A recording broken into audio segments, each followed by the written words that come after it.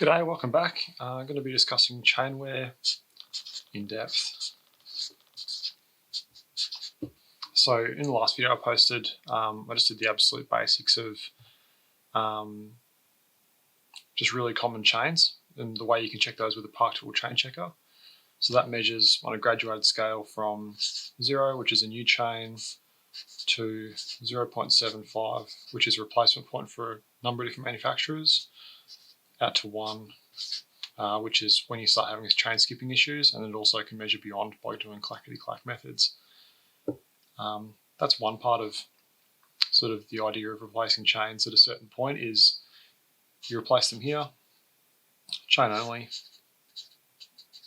and you can do that, virtually indefinitely. I've had bikes where I've changed 30, 40 chains without having to do cassettes or chain rings on those bikes and had excellent performance out of them. And then you go to this point once, and 99% of the time, you're going to be doing a cassette as well. And often chain rings. And then at this point, it's usually, there are exceptions, but usually it's going to be a whole drivetrain.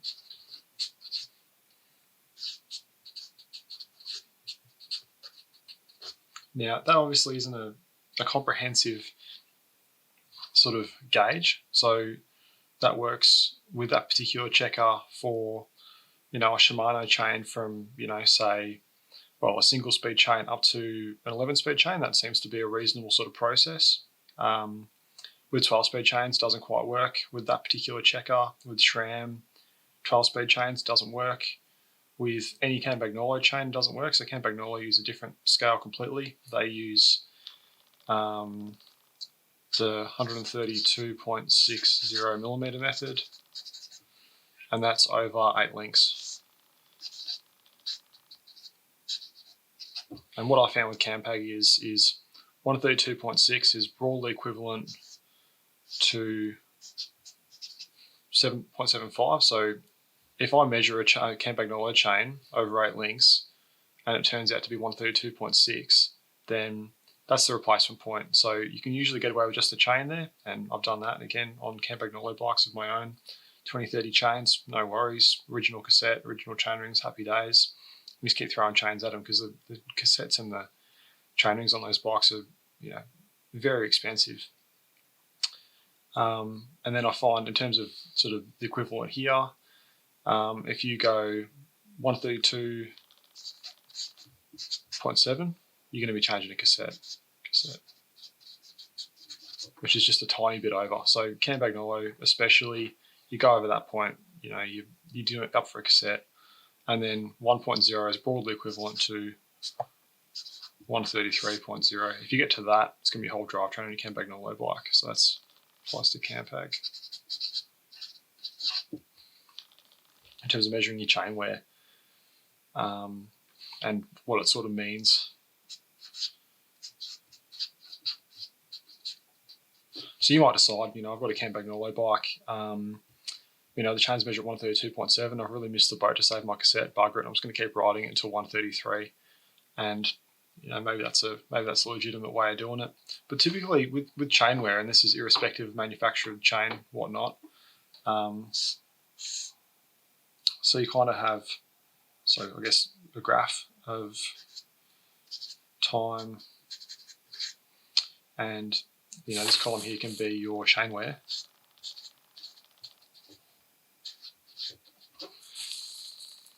And so just for reference, let's call this point 0.75, and then we'll call this point up here 1, and then sort of going up beyond 1. And you can often see chains where maybe they're actually at 2. And you can measure that with a vernier caliper the same way you'd measure a Campagnolo chain over 8 links. You just measure it with a vernier caliper, and that'll tell you that, oh well, actually this chain's at 2 on this scale, and it can still be rideable, but it's sort of at the point where you pedal really hard on it one day and it's just going to slip on you. You're going to come off and it's going to be a bad time. So that's why they usually say replace it earlier than that. So the way chain wear typically accumulates is nothing really happens for a really, really, really long time. And then it kind of accelerates and then it goes really fast. So that's exaggerated. It doesn't necessarily go 0.75 to 1 straight away, but on my bikes, that 0.75 point, that might be 1,000 Ks. Yours might be 4,000. Depends how you look after it. Yours could be in really extreme conditions. Yours could be 100 Ks. You hit that 0.75 point, and then your chain's done. So what I'm trying to get across is you go from nowhere to a bit of wear to 0.75 in a fairly long time, and then you might go 0.75 to 1 in 100 Ks, or if you're really, really gentle on the stuff, it might be let's say it's 300 Ks from there to there if you're really gentle on your stuff, and your number's more like 4,000. It depends who you are, depends what your kit is. Some people find the new SRAM 12-speed stuff extremely hard wearing. I've had reports of people that I know getting 5,000, 6,000 Ks out of a chain. It's unusual for me to get more than about 800 Ks out of a 0.75 interval for my stuff. So that's kind of, I guess, the surface view of, well, is my chain worn, whatever, and what it actually means for me. So I guess kind of to circle back, I recommend replacing it at 0.75 because that's when you're getting the most life out of the chain. It's not impacting on the life of really anything else. And you can do that indefinitely in my experience. There's probably a point where that doesn't work. I don't know what it is. It's definitely, on my bikes, it's not 10 chains, it's not 20 chains, it's not 25 chains, it might be 30 chains, it might be 40 chains. But in my experience with my bikes and the way that I sort of use the machines, 0.75, you're going to be able to do that indefinitely. You go to there, you're doing a cassette, you're probably not doing that indefinitely. You're doing damage to your chain rings once you go past 0.75. So you might get that a couple of times, between 0.75 and 1. And some people say, oh, I'm getting away with it. But then again, in some circumstances, they're probably better off changing the chain rings as well. Because if you're using a new chain, flip over, I'll get a new sheet. If you're using a new chain plus new cassette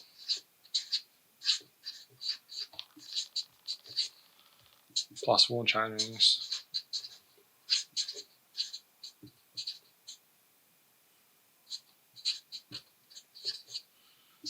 the outcome of that is not going to be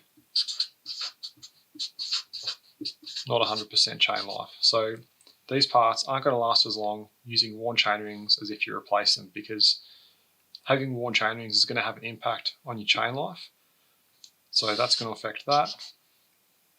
And a chain wearing out slightly faster because it's trying to grapple on these slightly worn chain rings is then going to affect that.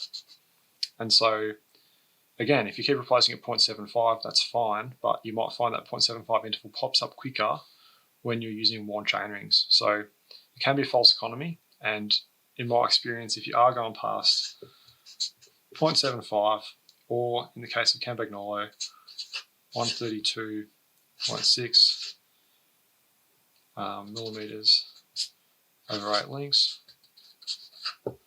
then you're almost better off, considering this, just replacing everything, as expensive as that can be. Or, well, the other option is you go past that, you say bugger it, keep riding it until it decreases performance to the point where you're unhappy with it, or the chain starts skipping. That's the other way of going about it. So you might say, well, I'm at point, there's no chain guide that says 0.8, but let's say, well, there's no one of that style that says 0.8. The SRAM 12-speed ones say 0.8 on them, and that's the replacement point. But as soon as it says, let's say you save 0.8, well, bugger it, I'm just going to take it up to 1. I'm only commuting on it, or I'm only doing, some pretty leisurely sort of riding on it. I'll just ride it to 1. After that, it becomes a safety concern, so I'll change it then. Because seeing as I have to change everything to get the same sort of reliability out of it. Same with Campag. If you get to 132.7, in my experience, you're pretty much wasting your time just putting a chain on it. You're going to be needing more parts. Bugger it, I'm going to take it to 133.0. because I may as well get the value out of the parts that I've already damaged. Away you go.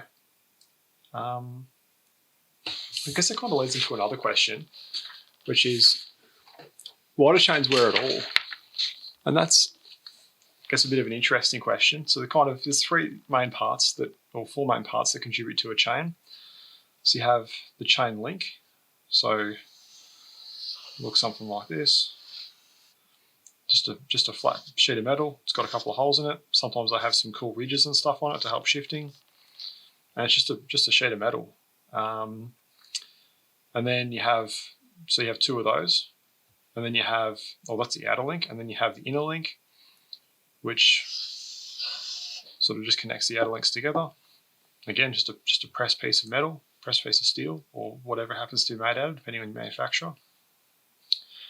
And then you have a pin that slides through both of those. So you have, again, a bit of metal, and yours might be hollow, might be like a fancy Duros chain, or like a Campy record chain, or some sort of SRAM equivalent. SRAM red chains would have hollow pins in them to save a bit of weight. And then probably the key part to a lot of like chain measuring and stuff is actually the roller. So you have a roller that this part kind of sits between the inner link and the outer link. Well, hang on. So it goes, I guess, from like a over the top sort of view. You have your outer link, you have your inner link, you have your roller, another inner link, outer link, and then your pin goes right through the middle. And so when your chain's brand new, this is all fitting together really tight. Fantastic. With a bit of time and use, the chain wears in a few ways. So it can wear sort of side to side from doing extreme cross chaining. So having your bike in the big chain ring, and if this is your cassette on the back. So if you're making your chain run across that sort of angle all the time, it's going to wear out the chain sideways. And so you get a bit of movement in the pin to plate area. And the other way the chain wears is the roller just becomes sloppy on the pin and also on the inner link. So the inner link kind of rides on that as well. So the inner link wears out a little bit, the roller wears out a bit. In some examples, these can develop cracks. See it on some 9-speed SRAM chains when I'm replacing the commuter bike chain if I haven't been diligent and replace it nice and early. That's really what it comes down to, is that sort of extreme wear, a bit of abrasion wear when you pick up stuff on the road, and then sort of tensile failures as well from just very worn parts, and high load can cause them to slowly develop cracks. I don't think I've seen one fail from cracks. Maybe I have. Sometimes on mountain bikes you see them having sort of broken through there on the outer links. From time to time you see some rollers break sometimes on really, really flogged bikes. But really, if you're running sort of, relatively straight chain, it's not going to wear the sideways too much. You just wear the straight away. And it's just something that happens. And that's kind of chain wear.